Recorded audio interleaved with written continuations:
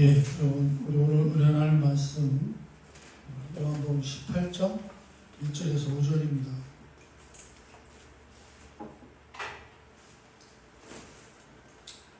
요한복음 18장 1절에서 5절 말씀 제가 먼저 봉독합니다. 예수께서 이 말씀을 하시고 제자들과 함께 기드온 시내 건너편으로 나가시니 그곳에 동산이 있는데 제자들과 함께 들어가시니라.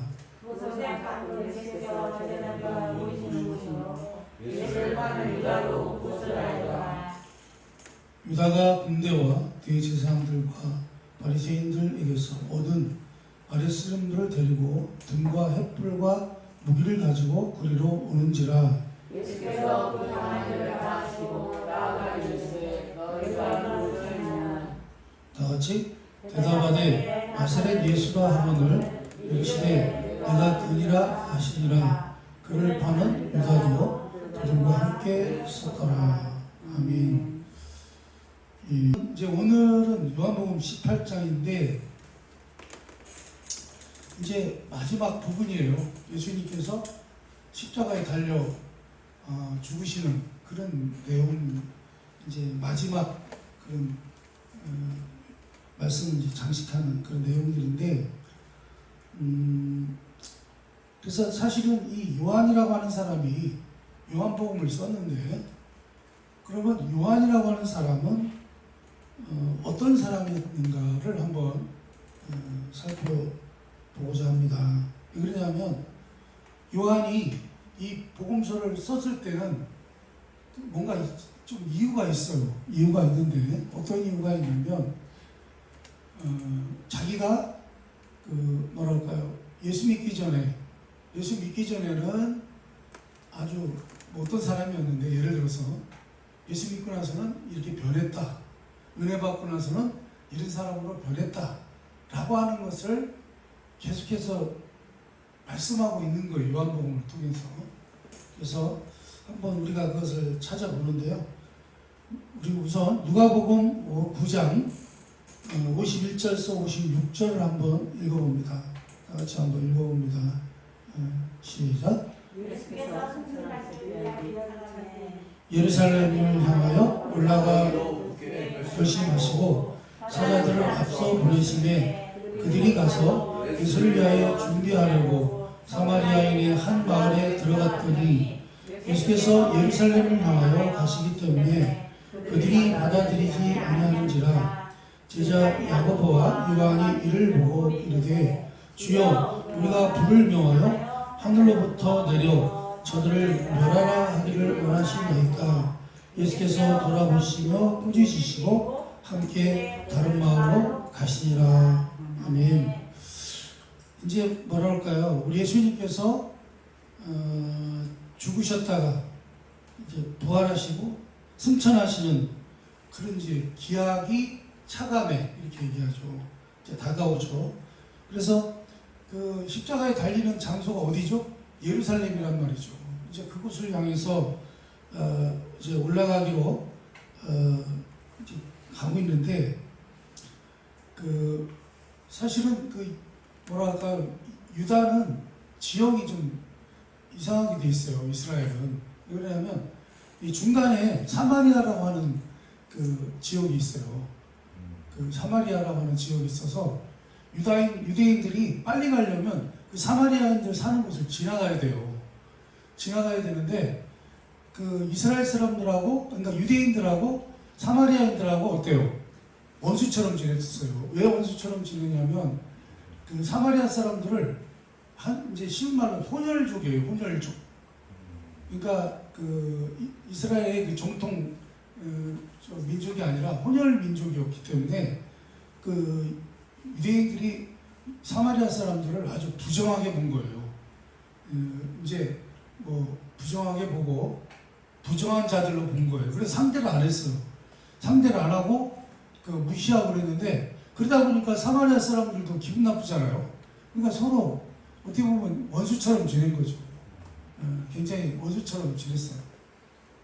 그래서 이제 예수님께서 그 중간 지역인 사마리아를 빨리 예루살렘으로 가시려고 사마리아를 지나가려고 이제 먼저 제자들 중에 한 명을 보냈나 봐요. 여기 오늘 말씀에 보니까 보냈는데 그 예수께서 이렇게 말씀하죠. 예수께서 예루살렘을 향하여 가시기 때문에 그들이 받아들이지 아니했다는 거예요. 그러니까 그 사람들 땅을 지나가야 되는데 못 지나가게 했다는 거예요.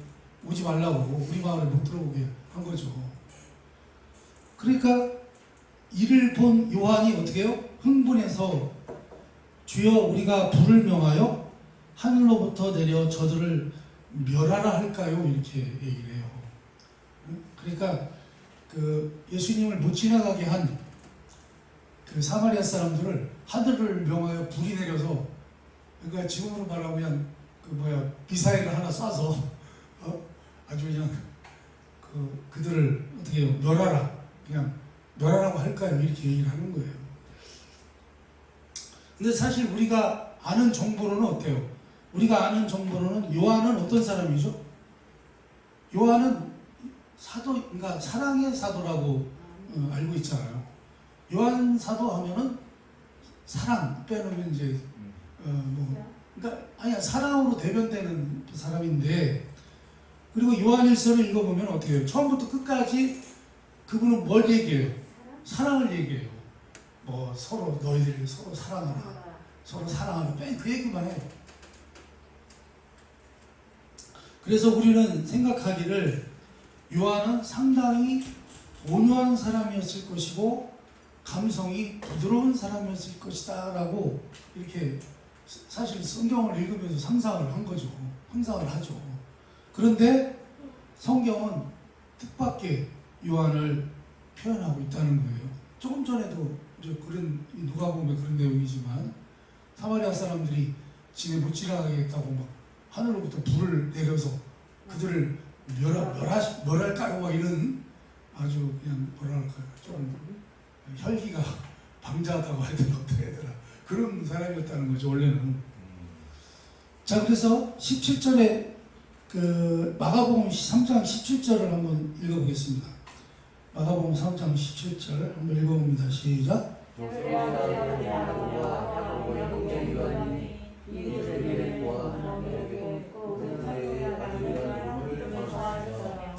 아멘. 무슨 얘기죠? 이들에게 어떤 별명이 있었냐면 보아너게, 곧 우레의 아들이라는 이름이 있었다는 거예요. 우레라는 게 뭐죠? 천둥을 말하는 거예요. 천둥의 아들이라는 이름이 있었다는 거예요. 그러니까 뭐랄까요, 그 목청이 얼마나 컸으면, 우리 왜 그런 말 많이 하잖아요. 목소리 큰 놈이 이긴다고. 그렇죠? 무조건 소리 지르고 보는 거죠. 싸울 때 누가 이겨요? 목소리 큰 놈이 이긴다고. 그러니까 요한이 그런 사람이었다는 거죠. 아무튼 목청이 큰 사람들은요, 되게 뭐가 많아요? 혈기가 많다는 거예요. 그런데 그런 그가 사랑의 사도로 불리게 되었다는 것입니다. 이 말은 무슨 말이냐면, 사도 요한은 우리 그리스도 십자가 사건 이전에는 혈기의 사람이었었는데 그 사건 이후에 변화되어 사랑의 사도가 되었다는 것입니다. 그러니까 요한복음은 이같이 뭐랄까요, 요한 자식이니 내가 이렇게 변화됐다, 이렇게 변화됐노라고 하는 것을 드러내고자 했습니다. 그래서 내가 원래 예수 믿기 전에는 아주 산보통이었는데 내가 예수 믿고 나서부터는 이렇게 변했다, 사랑의 사람으로 변했다, 그 얘기죠. 그래서 요한은요, 자신을 통해 인간이란 자연인 그대로의 모습일 때는 어떤 모습이고 예수 그리스도의 십자가와 은혜로 말미암아 변화된 사람은 어떤 모습인가를 보여주고 있는 것입니다. 그래서 사도 요한은요, 요한복음을 통해서 사람이란 스스로 그 능력으로는 주님의 영적인 가르침을 알아듣고 실천할 만한 능력이 없는 사람들이요, 얼마나 한심한 사람인가 하는 사실을 이제 우리에게 분명히 드러내주고 있습니다. 더구나 사도 요한은요, 바로 나도 그런 한심한 사람 중에 한 사람이었다고 하는 것을 말하고 싶은 것이 요한복음의 결론입니다. 아무튼 그러나 이 같은 이야기 속에 이젠 그렇지 않다, 이제는 그렇지 않은데 과거에는 그랬었다 라고 하는 전제가 깔려 있다는 것입니다. 나도 옛날에는 그랬는데 지금은 아니다, 그 얘기예요. 그래서 우리는요, 여기서 사도 요한의 표현에서 지금 나의 모습이 무엇인가, 그러니까 우리도 이제 볼 필요가 있죠. 내가 예수 믿기 전에 나와 지금 현재 내 모습은 어떤 모습인가. 그러니까 사도 요한은 어때요? 예수 믿기 전에는 뭐 혈기방자한 아이가 쌍골동이었는데 예수 믿고 나서는 완전히 새로운 사람으로 변했다는 거죠. 사랑의 사람으로 변했다는 거죠.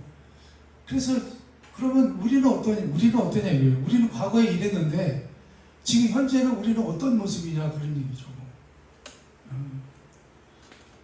그리고 그것을 알면서 우리는 어떻게 해야 돼요? 거기에서 무엇이 달라져야 할 것인가, 우리는 어떻게 달라져야 할 것인가를 우리가 파악을 해봐야 된다, 그런 말씀입니다. 그래서 만약에 우리가요, 우리의 원래 참모습과 변화되어야 할 내용이 무엇인지를 제대로 알지 못한다면 뜻밖에도 신자들은 신자 아닌 신자의 모습을 가질 수밖에 없다는 것이 요한복음이 지적하는 것입니다.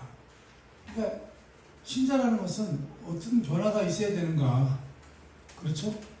요한처럼 혈기의 사람이었다가 사랑의 사람으로 바뀐 것처럼. 그럼 우리는 과거에는 어떤 사람이었는데 우리는 어떻게 변했는가. 근데 그것을 모르면 어떻게 해요?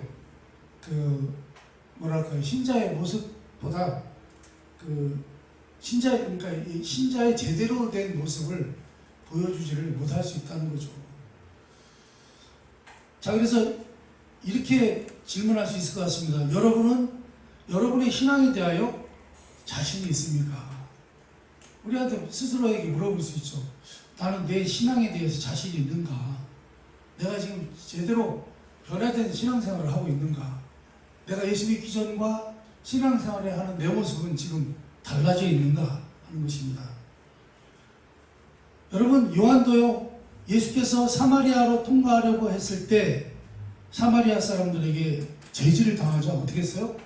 화를 내면서 저들을 불살라 진노를 퍼붓자고 주님께 아뢰습니다. 그게 사실은 어떻게 해요? 그 믿는 자의 그런 자세는 아니죠, 그죠? 그런데 요한은 그거예요. 우리 주님이 누구신지를 알고 너희들이 감히 그 앞에 서서 오만방자하게 그렇게 행동할 수 있느냐, 그렇게 무례하게 굴 수 있느냐 하면서 누구 편을 든 거예요? 우리 주님 편을 든 거죠. 우리 주님이 어떤 분이신데 너희들이 그럴 수 있어 하면서 우리 주님 편을 들으면서 얘기한 건데, 사실은 그렇죠? 그런데 우리 주님은 어떻게 말씀하세요? 도리어 요한을 꾸짖으세요. 너 엄마 뭐하는 짓이야? 이러면서 혼을 내셨다는 거죠, 거꾸로.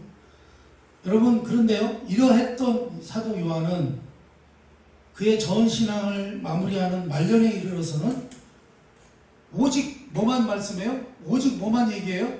사랑 외에는 할 말이 없는 사람으로 변화됐다 이거예요. 그래서 요한의 제자들이 그랬다는 거예요. 이건 뭐 전설입니다만, 그 사도 요한한테 그렇게 제자들이 늘 물어봤대요.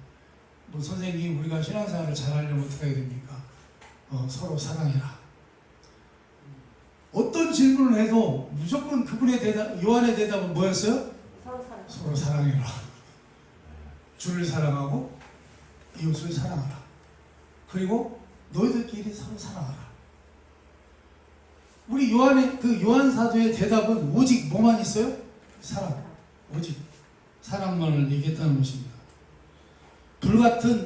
불같이 무서운 성리와 주를 위한다는 뜨거운 열정으로 저주와 징계를 서심없이 휘둘려고 했던 그에게 이제 그에게 신앙의 최고의 절정에 이르자 어떻게 했어요?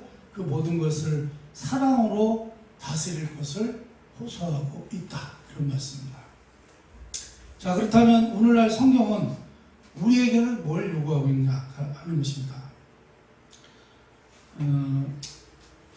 사실은 아까 그 시장에서 나온 아가씨한테 저도 모르게 좀 짜증을 냈는데 또 그렇게 짜증 내고 나니까 또 후회가 되네요.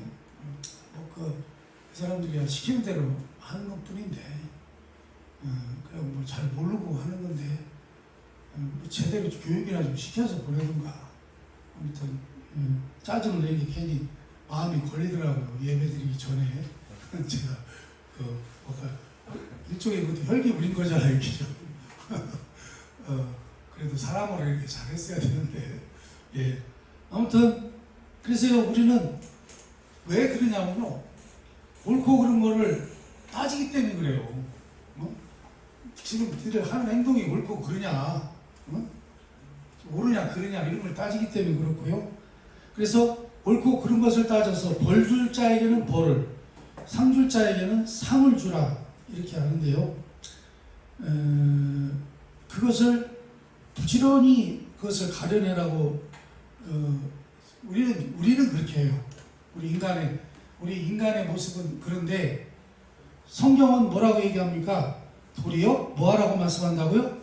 사랑하라고 말씀한다는 거예요. 주를 사랑하고 이웃을 사랑하라고 말씀합니다.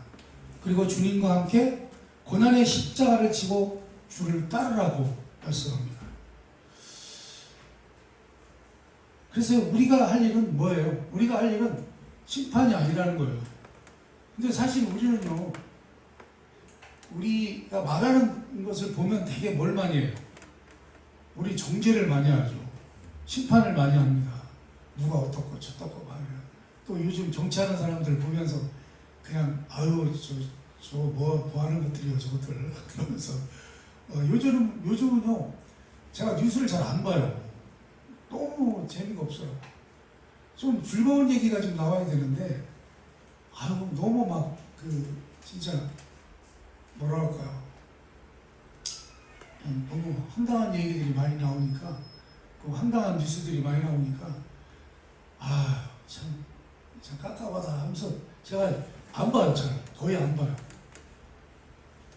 이제 대신에 유튜브를 좀 보긴 합니다. 내가 알고 있는 모든 진리가 다른 사람들에게 이익이 되도록 십자가를 지고 당해주고 져주고 섬겨줌으로써 십자가의 길을 가라는 거예요. 우리 예수 믿는 사람들한테는. 그렇죠? 우리가 할 일은 심판이 아니라 내가 알고 있는 모든 진리가 다른 사람들에게 이익이 되도록 십자가를 져주고 당해주고 져주고 섬겨줌으로 십자가의 길을 가라고 하십니다. 마태복음 11장 28절에서 30절을 한번 읽어보겠습니다. 한번 읽어봅니다. 시작. 다 내게로 오라. 내가 너희를 시기하리라. 나는 마음이 온유하고 겸손하니 나의 멍에를 메고 내게 배우라. 그리하면 너희 마음이 쉼을 얻으리니 이는 내 멍에는 쉽고 내 짐은 가벼우니라 하시니라. 아멘. 여기서 이제 주님께서 수고하고 무거운 짐진다더라 그러니까 내게로 오라. 내가 대신 져주겠노라. 이렇게 말씀하지 않으셨다는 거죠. 수고하고 무거운 짐진자들아 내게로 오라. 그럼 뭐예요? 짐지는 법을 알려주신다는 거예요. 짐을 지는 법을 알려주신다는 거예요. 내가 짐을 대신 져줄게 이게 아니라 어떻게 해요? 뭐랄까요? 짐 짓는 법을 알려주신다는 거예요. 짐 짓는 법을. 그래서 이 주님께서는 이 짐 지는 법을 무엇으로 가르쳐준다고 말씀합니까?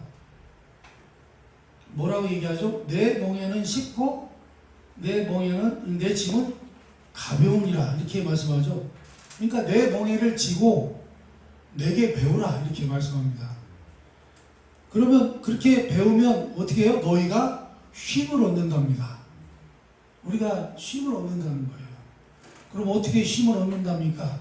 그것은 우리 예수님께서 쉼을 얻은 그 이유가 뭐예요? 나는 온유하고 겸손하기 때문이란다. 그 말씀이에요. 그래서 내 짐은 쉽고 가볍단다. 이거예요. 어떻게 했기 때문에? 우리 예수님은 나는 온유하고 겸손하기 때문에. 온유하고 겸손하기 때문에. 그러니까 우리에게도 뭘 말씀하는 거예요? 너희도 온유하고 겸손해라. 그 얘기죠.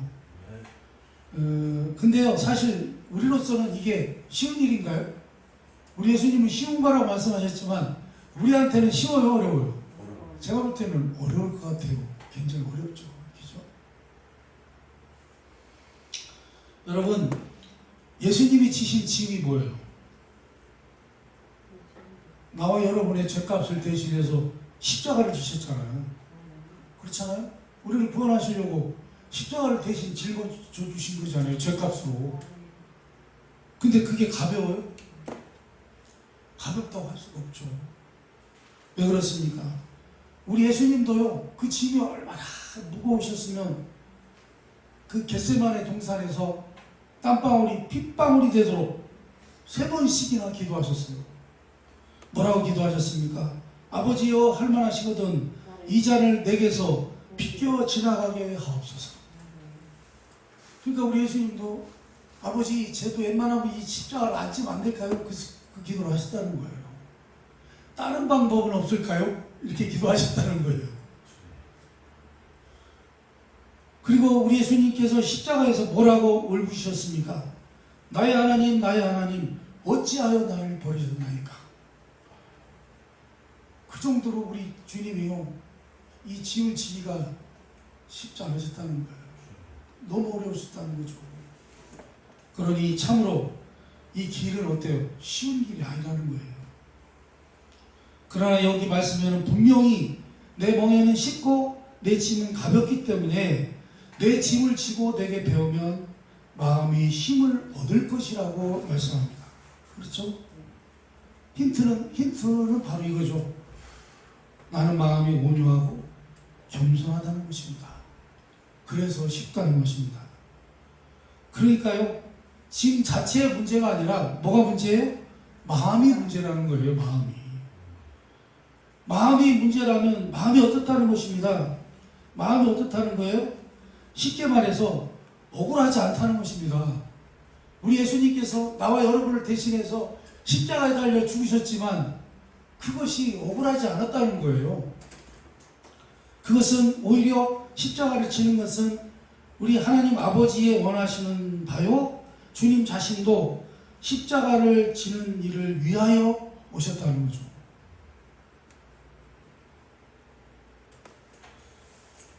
여기서 우리는 수고하고 무거운 짐을 지고 가야 되는 자들인데 그 짐을 가볍게 여기느냐 아니면 무겁게 여기느냐 하는 싸움이 나와 여러분에게 남겨져 있다고 하는 것을 알 수 있는 것입니다. 그런데 여러분, 신자가 뭡니까? 신자란 뭐예요? 주님의 뒤를 따르는 자들입니다. 주님께서 오셔서 헌신하신 일이 무엇이며 우리에게 부탁하신 일이 무엇입니까? 너희들도 나처럼 당해라. 그 얘기예요. 우리 주님처럼 당하라는 거예요. 우리는 이렇게 당했다가는 가만히 있죠. 그죠? 어? 팔팔 뛰고 난리 나죠.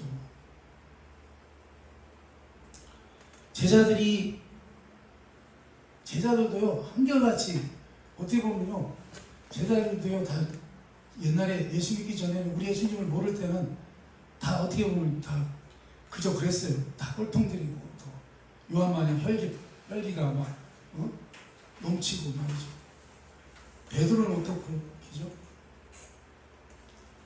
그랬는데요, 이 제자들이 놀랍게 변화되죠. 사도행전 5장에 가보면 분명히 기록되어 있는데요, 제자들이 예수님을 전하다가 잡혀서 옥에 갇혀서 매맞고 농인받는 사건인데요. 그런데 여기서 뭐라고 묘사하고 있는가 한번 볼까요? 사도행전 5장 40절에서 41절입니다.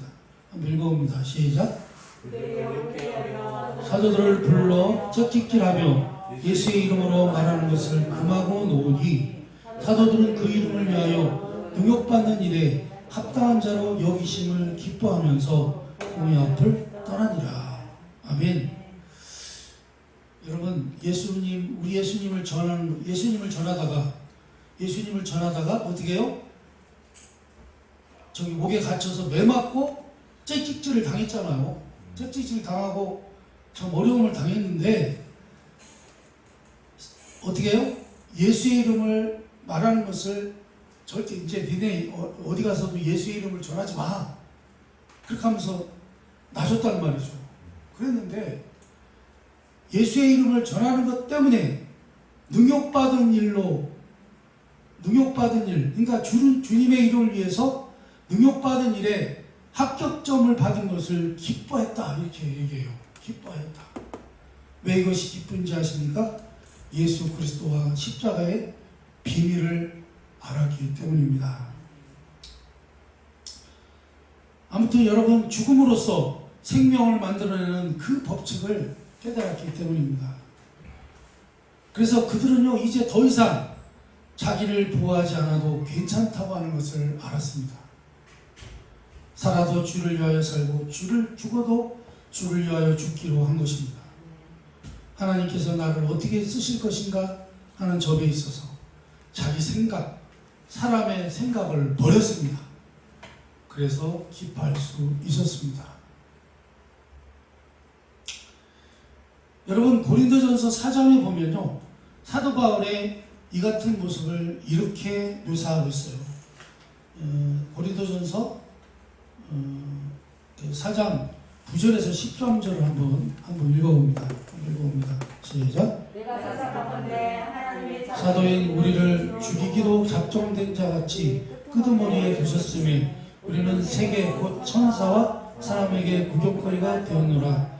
우리는 그리스도 때문에 어리석으나 너희는 그리스도 안에서 지혜롭고 우리는 약하나 너희는 강하고 너희는 존귀하나 우리는 비천하여 바로 이 시각까지 우리가 줄이고 목마르며 헐벗고 메마지며 정처가 없고 또 수고하여 친히 손으로 일을 하며 모욕을 당한 적 축복하고 박해를 받은 적 참고 비방을 받은 적 권면하니 우리가 지금까지 세상의 더러운 것과 만물의 찌꺼기같이 되었도다.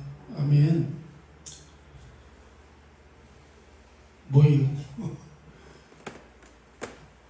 신자로, 사도로 살아가는 것이 참 뭐예요? 세상의 더러운 것과 만물의 찌꺼기같이 됐다는 거예요. 하나님께서 우리를 불러 무엇을 하려는지 아셔야 합니다. 뭐죠? 우리는 파묻히는 씨앗이요 뿌려지는 거름이라 그런 말씀입니다. 이 영광된 직분을 하십니까? 이 길은 아무나 갈 수 없습니다. 감히 주께서 걸으신 길을 있게 하시는 이 놀라운 사명과 축복의 권면을 아시는가 하는 것입니다. 그래서 제가 그 복음성가 갑자기 생각이 나는데 이런 거죠. 하늘의 비랄이 땅에 떨어져 죽으면은 뭐 그런 찬송이 있잖아요.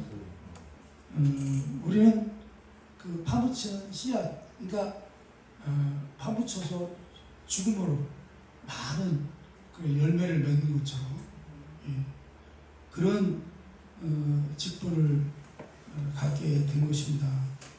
그래서 뭐랄까요? 신자의 제일 못난 것이 무엇이냐면 십자가의 도를 방해하는 것입니다. 죽지 않는 것입니다. 이 세상에서 머리를 쳐들고 기어 오르는 것입니다. 무슨 얘기냐면 이 세상에서 머리를 쳐들고 기어 오르는 것은요, 뱀밖에 없습니다. 신자는요, 그 머리를 쏘그리고 집어넣는 양떼입니다. 여러분 무슨 얘기냐면 하나님께서는요 하나님의 일을 어떻게 이루셨어요? 나와 여러분의 부활을 어떻게 이루셨습니까? 오직 십자가의 죽음으로 이루셨습니다. 이러므로 주의 일은요 눈에 보이는 세상 일이나 세상의 것이 아닌 것으로 이루신다 그런 말씀입니다. 오늘 말씀이 처음에는 쉬운 것 같았는데 갈수록 어렵죠, 그죠? 예.